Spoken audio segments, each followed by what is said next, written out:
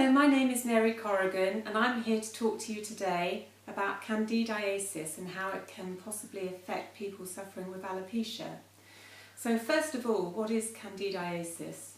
This is caused by Candida albicans. Candida is a fungi which likes to grow in a moist environment and is responsible for the more commonly known disorder thrush. However, today I'm going to talk about Candida which invades the gut, causing disruption to gut health, which can lead to many symptoms such as joint pain, irritable bowel syndrome, chronic fatigue, food intolerances and possibly a variety of rashes. That's to name but a few symptoms. Alopecia and hair loss is also a lesser known symptom of the condition. Not everyone will develop all of these symptoms, but most people with alopecia will also be able to identify with other autoimmune diseases. It is not also the cause of alopecia in all sufferers. There are many forms of alopecia and there can be many different reasons for it developing. So, how do I get Candida? Your gut contains trillions of microorganisms which are responsible for digestion, and they're often referred to as the gut flora. The gut flora plays a crucial role in maintaining a healthy immune system and your digestive health. When these are disrupted, your immune system gets stressed by the extra work it has to do and therefore is not as effective as it could be. This can result in chronic inflammation in the body. When your gut does not digest food as effectively, you will not digest all the nutrients available in the food consumed. Candida is established in the gut for a variety of reasons, the most common being an overuse of antibiotics or a hormone imbalance, sometimes stress or a diet that's high in sugar and high carbohydrate type foods, such as white flour products, which upon digestion quickly convert to sugar in the bloodstream. Once Candida is established, it can overwhelm other friendly bacteria in the gut and cause an imbalance. The imbalance causes a stress on the working of the gut, which over time can damage the wall of the intestine. The wall is designed to allow digested molecules of food to pass through into the bloodstream and keep unwanted molecules out.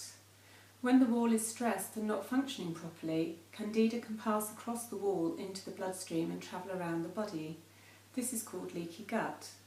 With all these undesirables, the immune system goes into overdrive trying to eliminate them.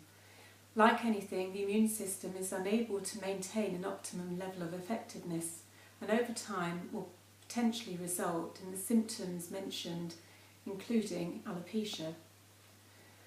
Not everyone suffering from Candida of the gut will necessarily develop alopecia.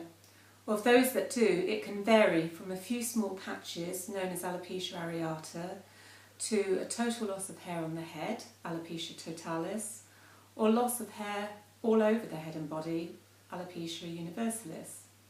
For sufferers of alopecia areata, they may well find that as the patches regrow, another patch develops.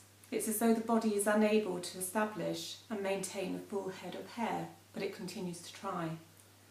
With leaky gut affecting digestive health, you can be eating the healthiest diet in the world, but not getting the benefits available in the nutrients of all that's being digested. It makes sense to suggest that the reason hair is affected is because it's superfluous to survival. Therefore, available nutrition will be diverted to other essential organs, for example.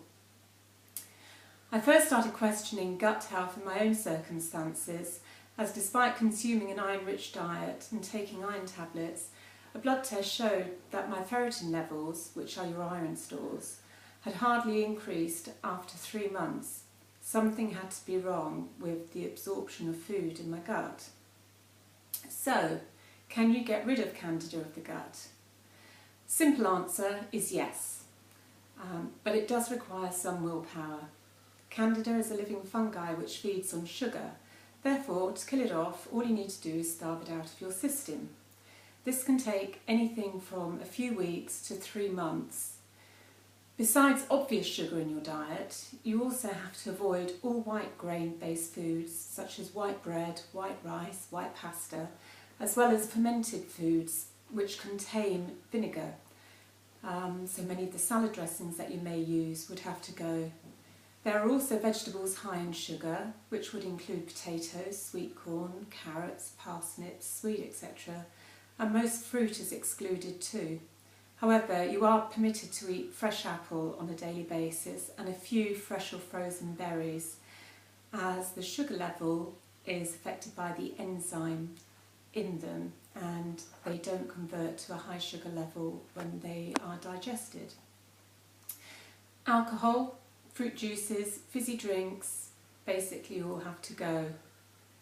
But permitted foods will include all low-carb vegetables, brown rice, quinoa, pulses, all fish, game, white meat, salads, seeds, nuts, goats and sheep cheese. At this stage you may be thinking it's impossible to achieve, but it is. I devised a plan using my previous experience as a chef to come up with an anti-candida plan, and soon learned that although it may be a challenge to start with, there are actually a lot of healthy, nutritious foods you can eat that are not only satisfying, but make you feel so much better too. Plus, if you really struggle with just the thought of it, remember, this is not a permanent lifestyle change. You only have to do it for a few weeks and hopefully achieve the results you are aiming for.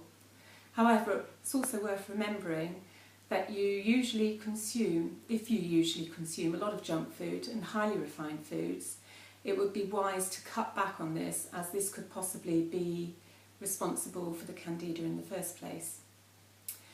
At this stage, I would like to say that feedback from others who have followed this anti-candida plan have also resulted in weight loss, IBS symptoms to all but disappear, and rashes to fade away, and just a general feeling of well-being. For a full list of foods permitted and a comprehensive anti-candida food plan laying out a 3-week suggested menu, please look at the following. The food plan is contained in my book, What's Up With My Hair. There's also a food plan in there for if you have low iron levels as well, which need to be boosted. The book is available on my website, www.whatsupwithmyhair.com, and it's also available on amazon.co.uk. Finally, I'd like to mention, once you've followed the plan for a few weeks, hopefully you will have killed off a substantial amount of candida, and this needs to be replaced. So I would suggest taking a good quality probiotic, which you can buy from health food shops, preferably one that you need to keep in the fridge, and in capsule form, not the ones that are contained in little pots of sugar. Take this for probably a month, and by this stage you should hopefully feel and see a real difference. Thank you.